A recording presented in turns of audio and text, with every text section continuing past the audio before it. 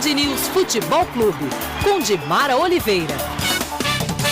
Dimara Oliveira, bom dia. Bom dia. Dimara, uma coisa é uma coisa, outra coisa é outra coisa, sempre será assim na vida. Com relação mas com relação a esse caso, por exemplo, das torcidas organizadas, a briga feita fora do estádio reflete só quanto essas torcidas são desorganizadas no sentido da estrutura que tem, porque elas só praticam vandalismos e, portanto, não deveriam nem ser reconhecidas por clubes ou por quem quer que seja. Muito menos como torcedores, né? Muito menos como torcedores. Segundo que o fato de que obras não planejadas, o Independência poderia ter sido reformado antecipadamente, obras não planejadas estão agora empurrando para jogos de uma torcida só, lá na Arena do Jacaré.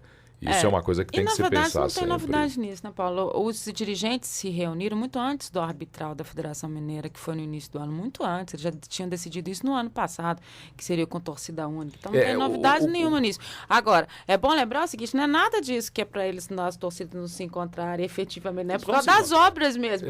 Porque, na verdade, é porque a Arena do Jacaré não comporta efetivamente as duas torcidas. Claro, imagina a confusão que ia dar na venda de ingresso, na chegada lá, na estrada.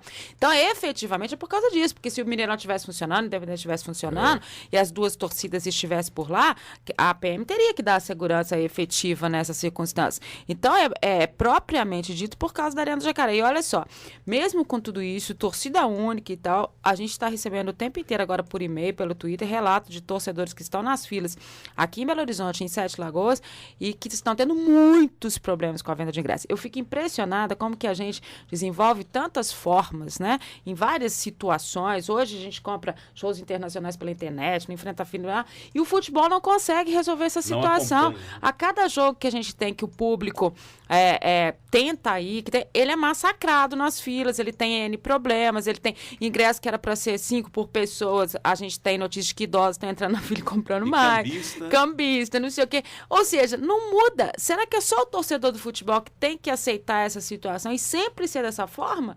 Né? É complicado. E você não vê, todos os jogos que você tem a possibilidade de um público maior, a pessoa fala, mas é porque o Atlético colocou R$5.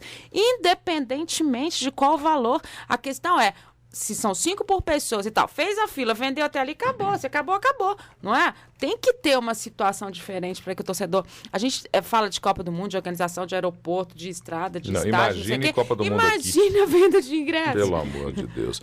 Agora, vamos falar um pouquinho sobre o campo do jogo. O Atlético contrata o atacante Jonatas Obina, aquele que foi do América de Teófilo Otoni, artilheiro do Campeonato Mineiro, né? Tem 10 gols. Ele tem 10 gols. E é uma contratação à altura do Atlético para disputar um Campeonato Brasileiro ou não? É só mais um reforço para o grupo? Composição de grupo.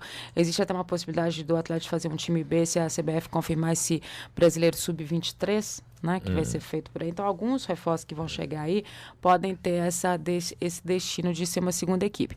Óbvio que a gente tem que dizer para o torcedor que é preciso recompor o grupo, que tem aquela questão das alternativas táticas e tal. Mas, efetivamente, se disser que a torcida está satisfeita e que é um nome, não é. Mas é o que nesse momento está se apresentando, né?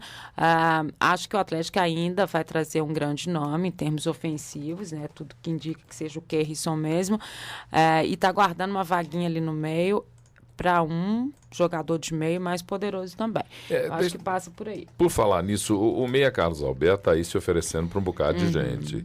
E parece que conversou diretamente com alguém do Atlético, não sei com quem. Até o técnico do Bahia, René Simões, disse que o Carlos Alberto interessava ao Galo. Quer dizer, lá no técnico do Bahia falar isso, não entendi por que essa conversa. Vou te dizer, não acho que é jogador para o Atlético, como não acho que o que ele fez na carreira dele nos últimos anos, a gente pode dizer dessa forma, né? Desde que ele ajudou o Vasco a subir para a Série A, enfim, ele sempre teve problemas. É um jogador novo e você até se assusta, porque já rodou tanto que quando se fala a idade dele, você até assusta.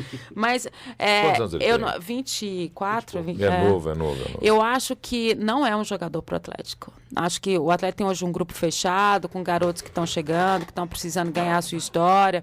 Acho que o Atlético já teve muitos problemas nessa questão disciplinar e exemplos esse ano. Não acho Jobson, que é um jogador... Jobson, por exemplo, que está aceitando ir para o Bahia, né? Aliás, o Bahia que é o Jobson e o Carlos Alberto, Jesus, né? Os dois juntos. Já pensou? Já vai ser uma beleza. Que confusão. Então, eu não acho que seja jogador para o Atlético, mas, né, quem decide essa situação é a diretoria e Mas do que eu conheço da Cintia Alexandre Calil, tudo, o Dorival até foi perguntado no vestiário depois do último jogo sobre o que ele acha que estava acontecendo com o Carlos Alberto. E ele disse que, para ele foi sempre um jogador útil quando que foi ele jogador jogou dele com no ele. Vasco, exatamente. Que foi muito importante naquela volta do Vasco à primeira divisão. E que ele não saberia dizer neste momento o que estaria acontecendo com ele, e acho que ele não quer saber também, não. Estou sendo lembrado que o Carlos Alberto, inclusive, foi campeão da Champions League pelo Porto. Foi, jogou lá, talvez a melhor fase dele tenha sido essa passagem dele no Porto. Bom, vamos falar um pouquinho sobre o Cruzeiro, porque hoje o Cruzeiro aí, até o técnico Cuca disse de maneira até irritada a respeito do Diego Renan. Que através da assessoria diz que quer deixar o Cruzeiro. Você não acha que está na hora de jogador de futebol virar gente grande, ser mais profissional um pouquinho? Eu acho que está na hora dele pensar com o próprio cérebro, né? E não com o cérebro emprestado. De procurador, de empresário, até de assessor de imprensa que tem uma outra concepção de situações. Acho que o Diego Renan deveria repensar muito essa sua história.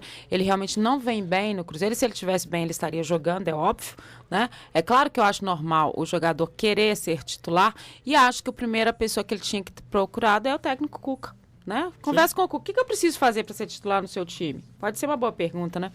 Cruzeiro e 11 Caldas hoje, né? Hoje Cruzeiro e 11 Caldas da Libertadores, e o Cruzeiro com problemas ofensivos. Aí a principal dúvida do Cuca é saber quem será o companheiro do Ortigosa, se Farias ou se Dudu. Vamos ver o que o Cuca decide até a hora do jogo. Passando pelo 11 Caldas, o Cruzeiro enfrenta o Santos. Que ontem que jogo com a América do México. 0x0, empate em 0x0. Dimara Oliveira volta 12:30 na tela da Band no Minas Esporte para falar sobre tudo isso e muito mais. Esperando todo mundo.